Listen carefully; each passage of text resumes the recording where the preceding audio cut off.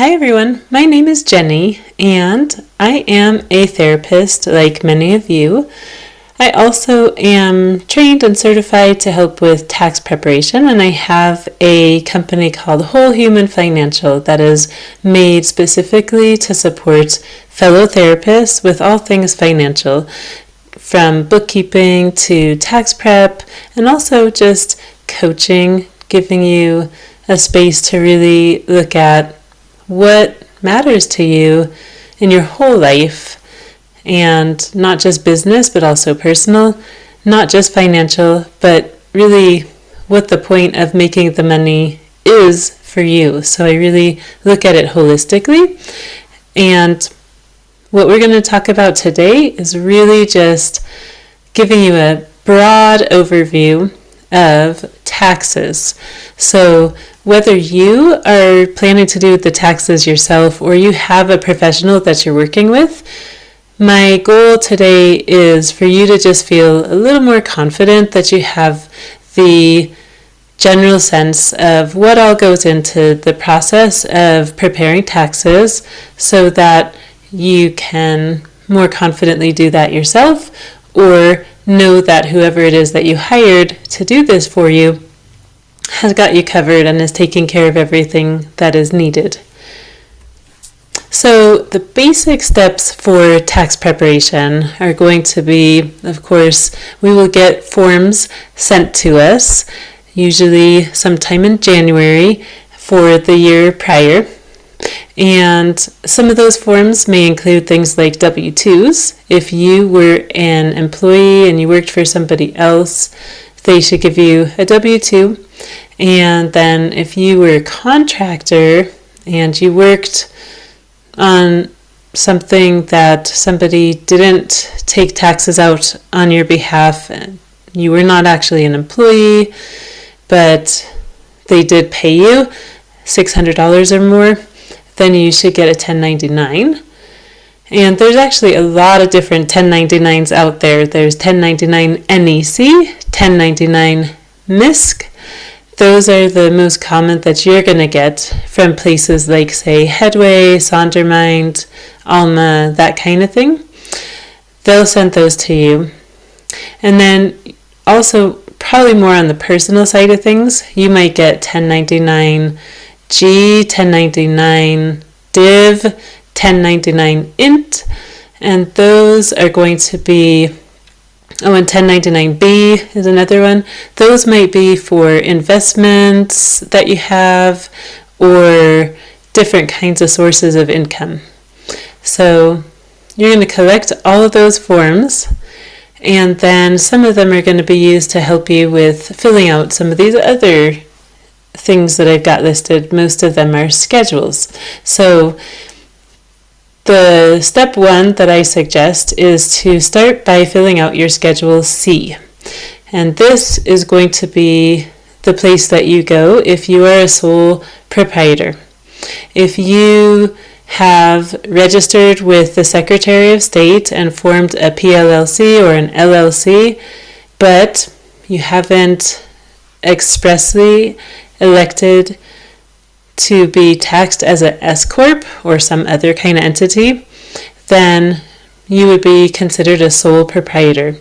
If you haven't registered with the Secretary of State, haven't done anything, but you are making some money through self-employment endeavors, then you're still a sole proprietor. Either way, you're going to use Schedule C to denote your income and also your expenses. Your expenses are going to be categorized specifically based on the IRS categories, and so you'll see that on Schedule C, what those categories are. And you're just going to want to try to have your bookkeeping match, or else go back and look at everything and figure out what expenses go with which IRS categories, and that'll help you to fill out your Schedule C. And then if you are a S-Corp, or if you have rental income, and for some of us we may have both, then you're going to use Schedule E instead of Schedule C. You may have a situation where you fill out Schedule C and Schedule E, but that'll be your next place to go, either instead of Schedule C or in addition to. And then that's going to be where you're going to enter income and things from Form K1 that you will get if you are an S Corp. And you may have some other kinds of forms. If you're a partnership, then you're also going to get a K1, but it'll look a little bit different. Either way, after you get done with Schedules C and E, then the next thing that you can fill out is Schedule SE. And that's where you're going to be able to figure out what is your self-employment tax. You're going to take all of that information and put it onto Schedule 1.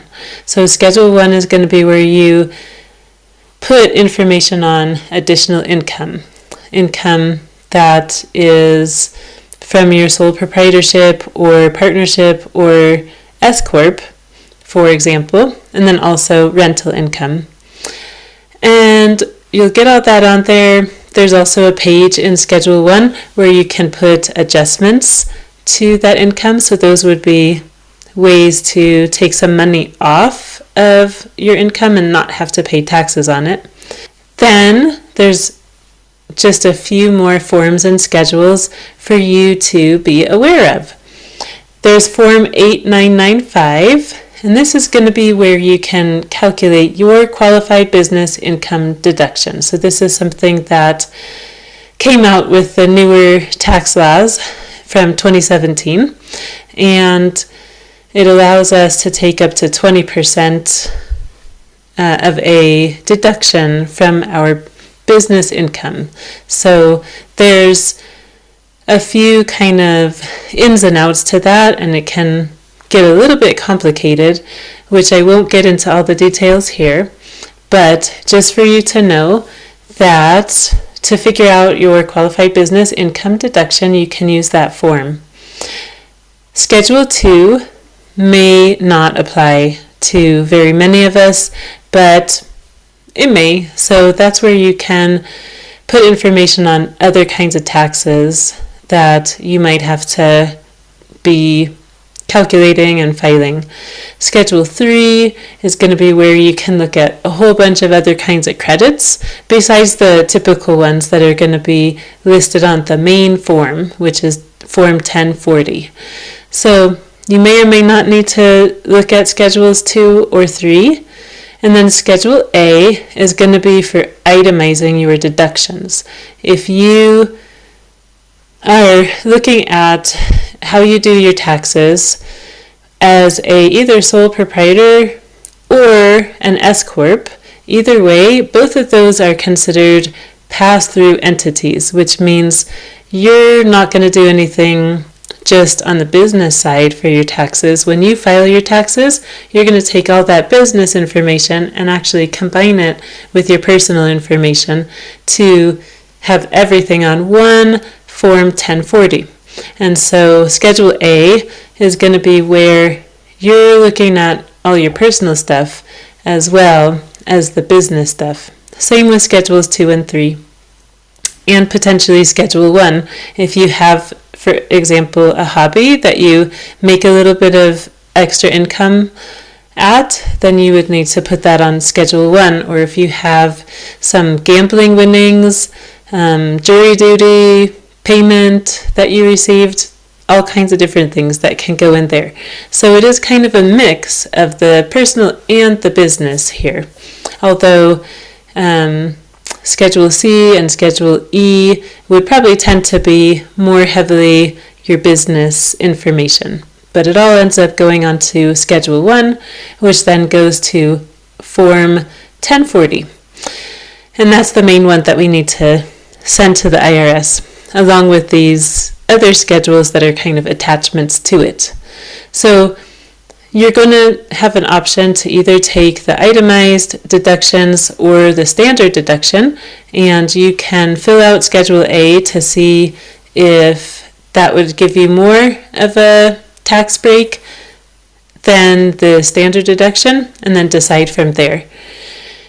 And then Schedule B and Schedule D are mostly going to go along with any kinds of investments that you have. If you have money that is earning interest in a bank account or some other kind of investment, then you'll probably get the Schedule B.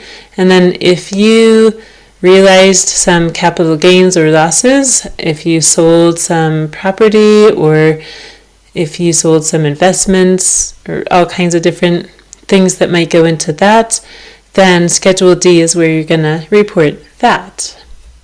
So just to kind of show in the end here, how does this all kind of go together? And I'm trying to find some way to make this slightly more interesting. And so you could look at it as kind of like a salad where Form 1040 is going to be the kind of base. So any other kind of toppings or schedules or forms that you're going to do are just going to be added to that base. But no matter what, you're going to have at least the Form 1040 to start with and end with. That's what you need to make sure to file, if nothing else. But then there's these other schedules that I've got listed here. So all the ones that we just went over, you could think of them as kind of like side dishes that you can put on if it makes sense and leave off if it doesn't apply. So this is a very, very broad overview of kind of what goes into filing taxes, but there may be some specific questions that you have, so feel free to let me know. And I will be doing a Facebook Live with looking at all of your questions and trying to answer them. So if you do want to reach out to me, you can contact me at wholehumanfinancial@gmail.com, or you can go to my website at www.wholehumanfinancial.com. Thank you so much.